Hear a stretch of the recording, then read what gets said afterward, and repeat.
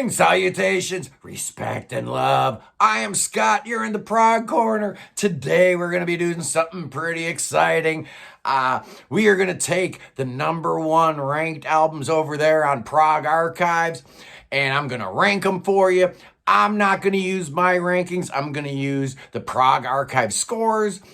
I'm going to intervene only in the case of a tie, and there are a few ties here, so I'm going to be the tiebreaker, but I'm going to let all the great people at Progarchives make the call here, so I'm not actually ranking them, I'm just compiling them. I'm going to start in the year 2000, go all the way to 2022, and we're going to rank those 23 albums that were the best of the year according to Progarchives. And we're not going to waste any time at all. At number 23, coming in at a 4.17 score, of course, out of 5.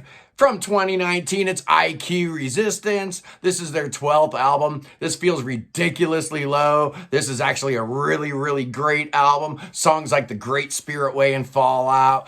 It's a double disc, and I really, really enjoy it.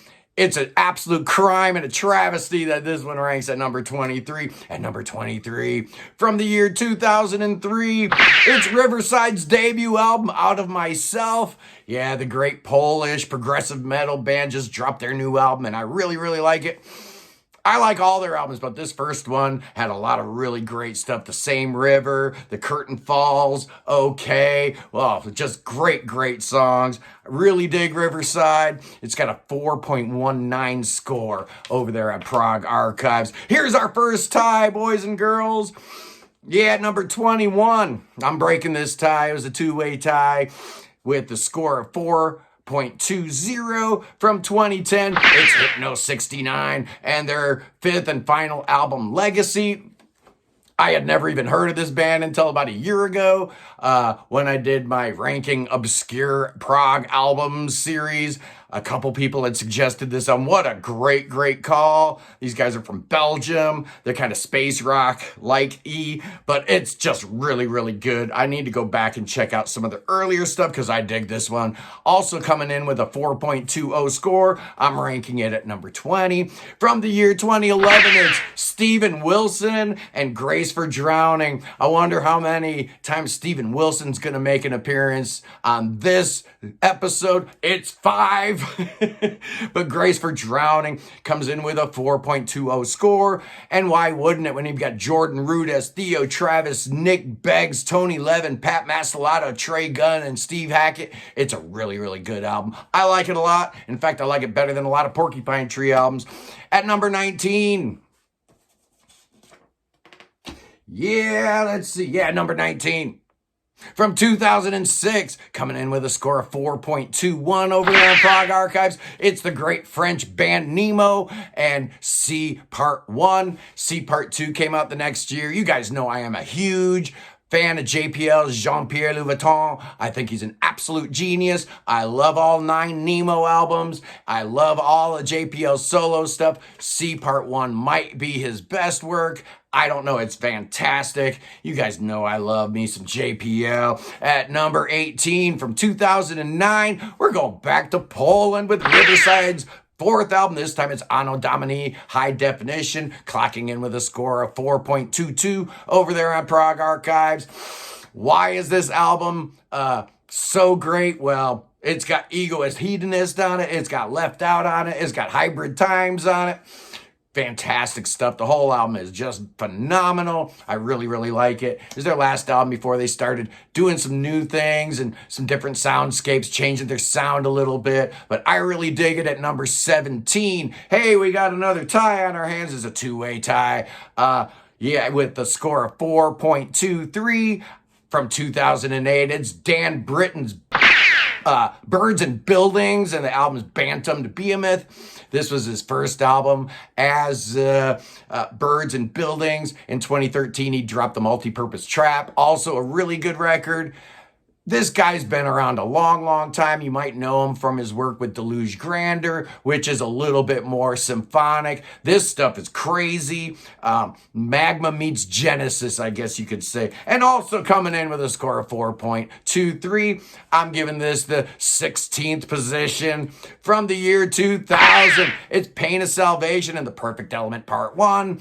This is Daniel Gildenlow and his brother doing some great stuff. This is their third album. I have not heard their first two albums, but I know all of their work from this point on, just phenomenal. Yeah, they're on the heavier end of the scale. Some of their stuff sounds kind of like, new metal, but I really dig them a lot. And if you're not sure about Pain of Salvation, just check out that 10-minute title track that ends the album. Phenomenal.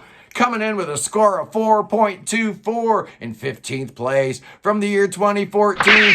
Hey, it's IQ again, boys and girls, this time with The Road of Bones, my favorite IQ album. I really, really, really like this album a lot. Both discs are super, super strong.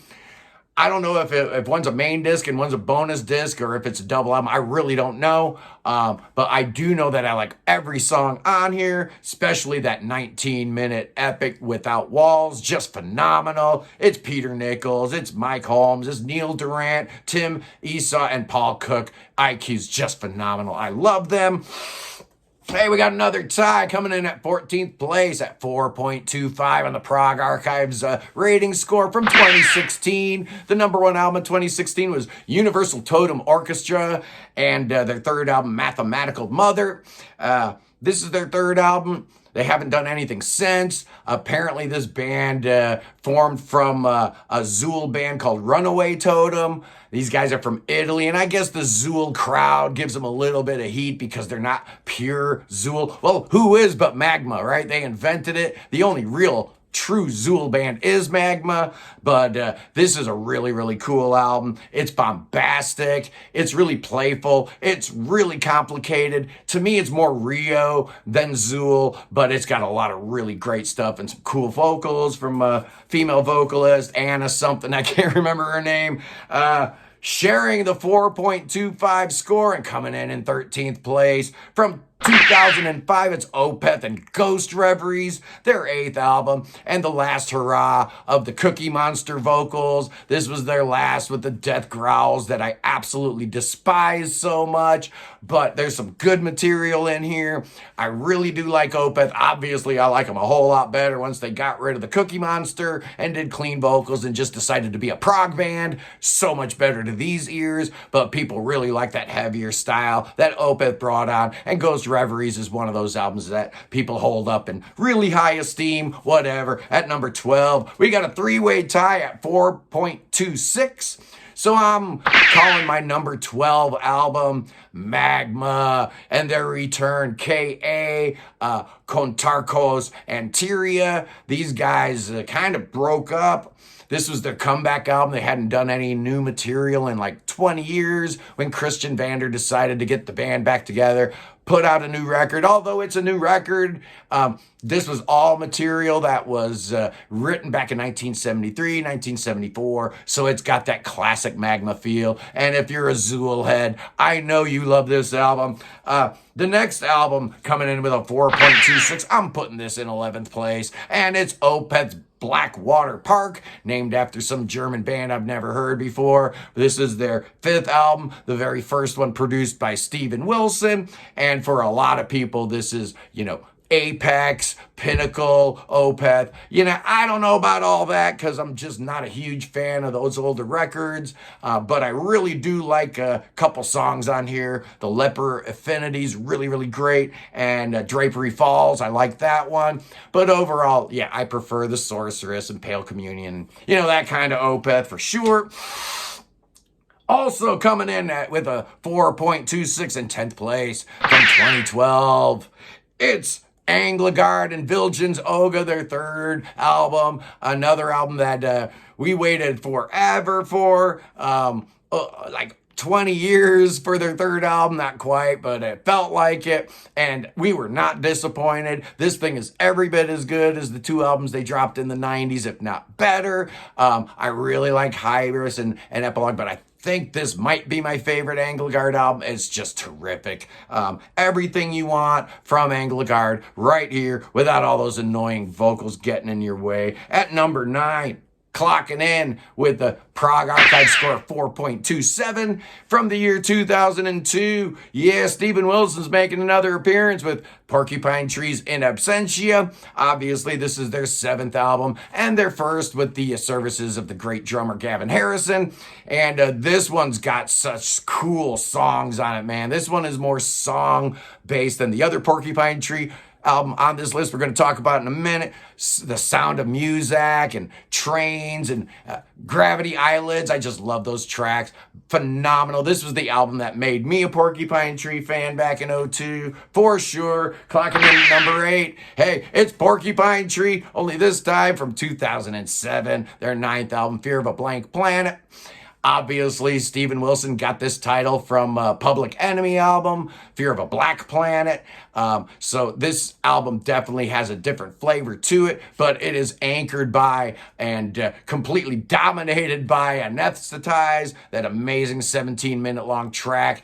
But this is, an album where if anybody questions the prog bona fides of Porcupine Tree, point them in the direction of this album and just tell them that both Alex Lifeson and Robert Fripp appear on it.